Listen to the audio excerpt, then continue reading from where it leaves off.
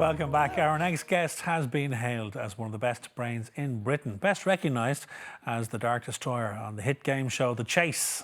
Now he's embarking on a road trip with his fellow chasers as they travel the globe to take on child geniuses, great apes and the latest robot technology in the new show called The Chasers Road Trip, Trains, Brains and Automobiles. Shaun Wallace joins us on the line, but first here's a clip of him going head-to-head with the child genius on The Chasers Road Trip.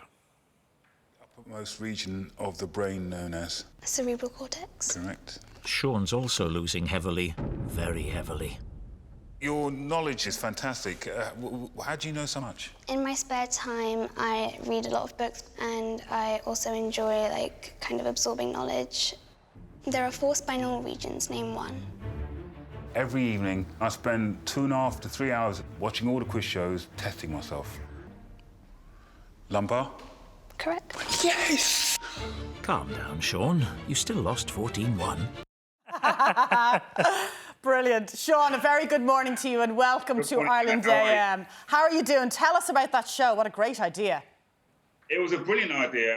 It was fantastic. When I was asked to actually look at different aspects of intelligence with my fellow chasers going around the world, it was just an opportunity. It was too good to pass up, really.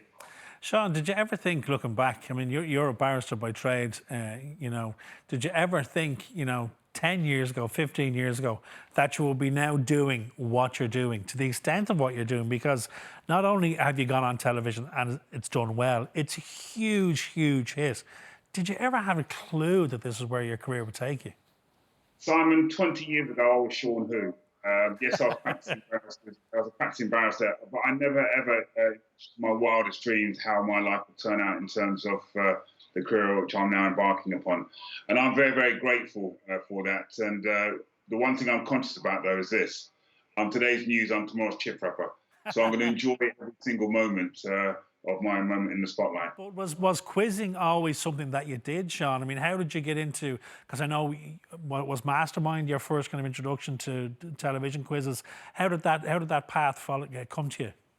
Well, as a young boy, I was always fascinated by watching people taking part in quiz shows. I used to watch University Challenge from the age of 5. And I was really, really impressed that people could, under the pressure of the lights, the studio audience, and intimidating question master, answer questions. And I wanted to be like that. And they say that procrastination is a thief of time. And if you don't take your opportunity in life, they will never come back. And I decided to actually give it a go in terms of being a quiz contestant. And I wasn't interested in the prize. I was interested to see how good I was. And if there was a prize at the end of it, then I'd claim it. And I became the first black person to actually apply for Mastermind in its 36-year history at the time. And I went on to win it, and it just changed my life, really. It did change your life, didn't it? Quite incredibly. Tell me about The Chase. And, every programme needs to be produced to some extent. So have you any sense of what's coming down the line, even in terms of the genre of questions that you might be facing that particular day?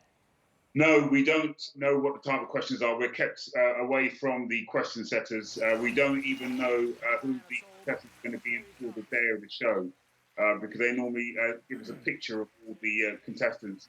We do have a list of all the contestants who are going to take part in a various block, and we have to declare who they are.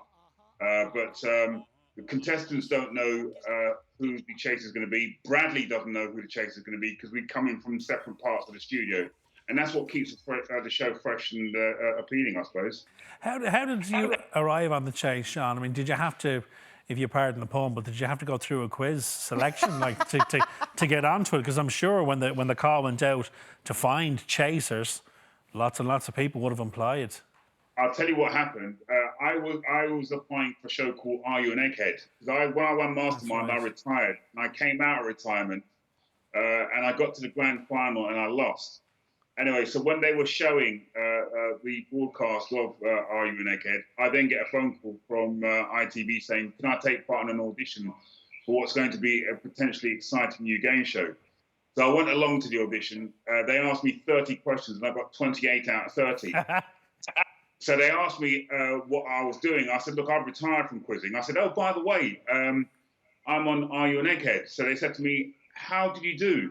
I said, I'm not telling you. If you want to see how well I did, watch the show. So they watched me in the grand final on December the 2nd, 2008. The following day, I was in front of an ITV commissioning panel. That's So incredible. I'm the world's first chaser. So I was working on that show for 5 months by myself.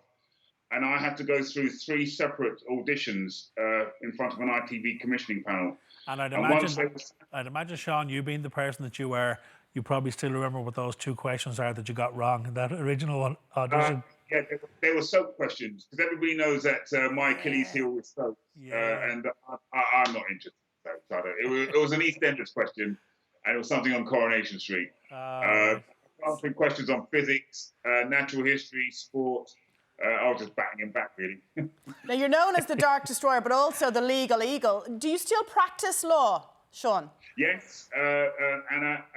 Although I'm really fortunate to be on a fantastic show, the one thing I always make plain is this: I'm a lawyer who happens to be on a TV game show, not the other way around.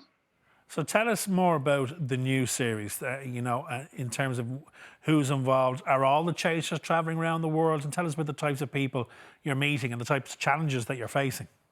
Right, it was myself, Mark and Anne, because obviously, we were the original 3 chasers, and the ITV commissioning panel asked us to actually take part in it.